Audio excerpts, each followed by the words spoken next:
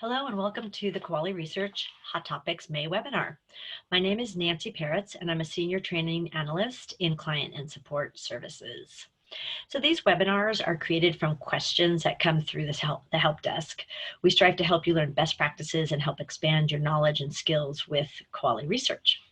All right, let's get started by taking a look at our agenda for today. So the first thing we're going to talk about is keywords and using the COVID-19 keywords in particular. Second, we'll go over how to add a non-employee to the address book. And then finally, how to contact us for support.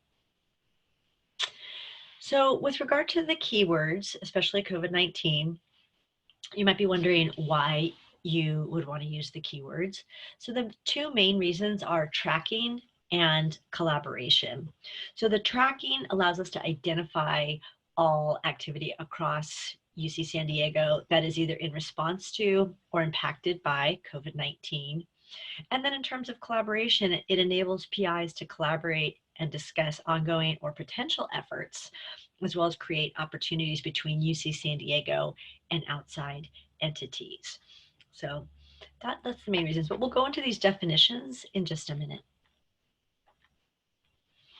The second topic is regarding adding a non-employee to the address book. So again, you might be wondering when you might need to add somebody to the address book. So right now there are two scenarios where this might be necessary. So the first one is coming up pretty soon between May 20th and 31st of 2020, and that's during the UCSD PPS migration to UC Path. So during this freeze, HR will not be adding any new personnel to the system. And because of that, you would need to manually add somebody to the address book.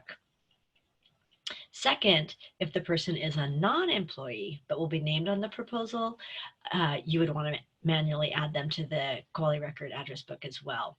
And please note that you actually do, one of the steps in this process is that you would actually need to create a UCSD affiliate account.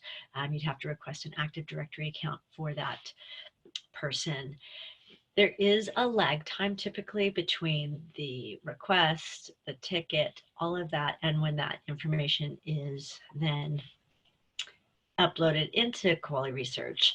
And that is why you would then need to add that person to the address book manually so that you can continue with your proposal. All right, now let's switch over to Kuali Research. So as you can see, I have started my proposal and I'm on the proposal details tab. So I'm still in the basics. I'm in the very preliminary stages of starting my proposal. And as you can see now, we have this button at the top that asks you, is this a COVID-19 proposal? So we go ahead and click on that. And what we get is this little pop-up window that asks you to please label your proposal in the keyword field under one of these two choices. So if we click that, we will then get this little guidance pop-up window.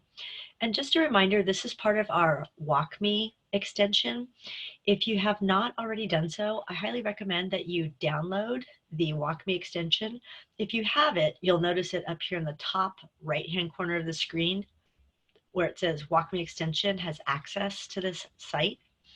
You can always go to Blink and determine if there's a link that can determine if it's uploaded to your system already.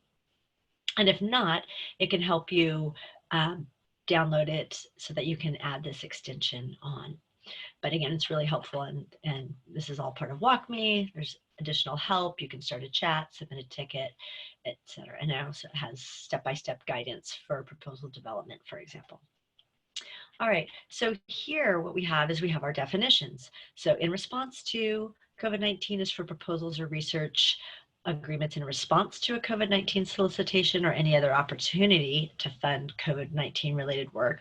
And the impacted by COVID-19 is for any changes in funding, project dates, scope of work, or project status. For example, a proposal needs to be withdrawn or terminated as a direct result of COVID-19.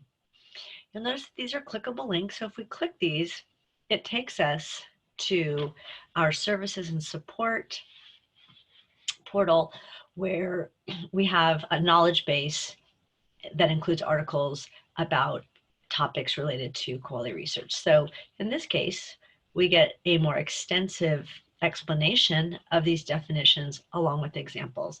So as I mentioned, the in response to would be responding to a funding opportunity for COVID-19 research, for example. So there's the UCOP Emergency COVID-19 Research Seed Funding Opportunity. So if you're doing a proposal for that, you'd want to select the keyword in response to.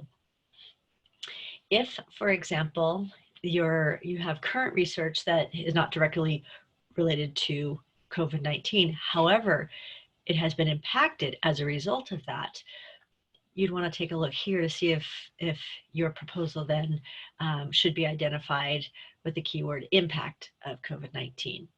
And so an example of that could be, for example, a change to the scope of work.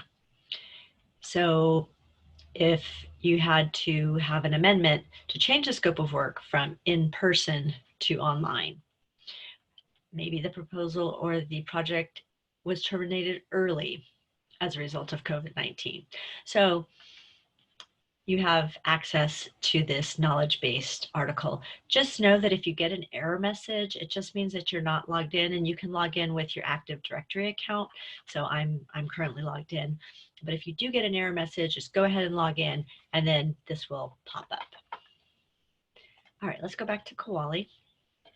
So I realize now that my research is, it's a solicitation for research that is directly related to COVID-19. So I'm going to do in response. So I need to just go to the search bar now and type in part of my keyword. So I'm just going to type in COVID. And as you can see now, I get that choice. So I'm going to select that. And I'm going to click Save.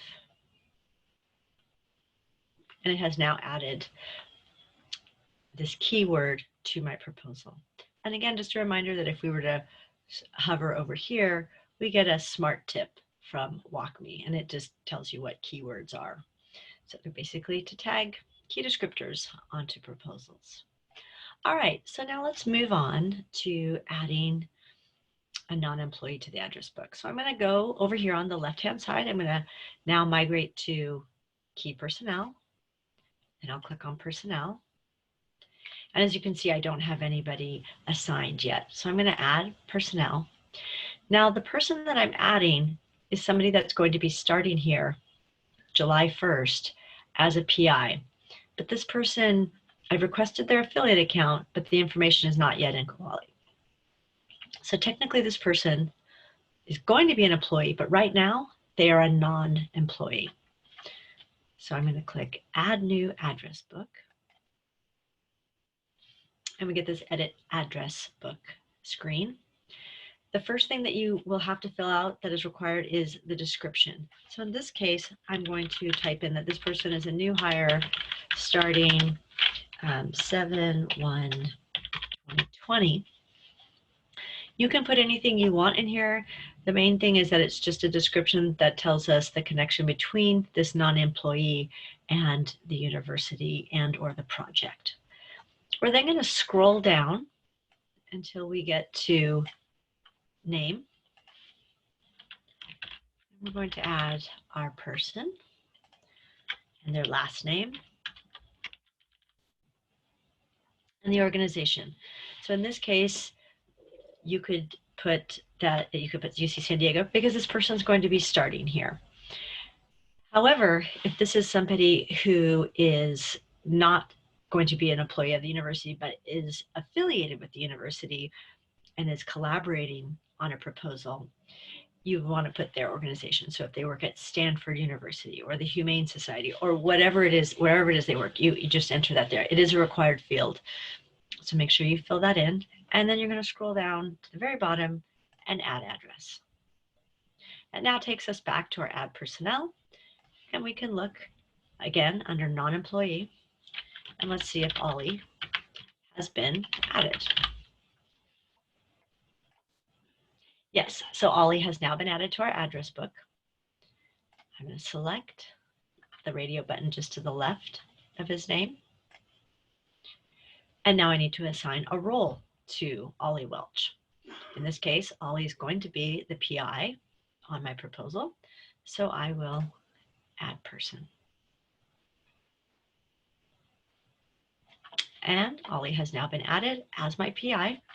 And as you can see, you can click here and you'll get all of the usual tabs that ask for additional information, including our research questions, which then we would ask Ollie to fill out and certify the proposal.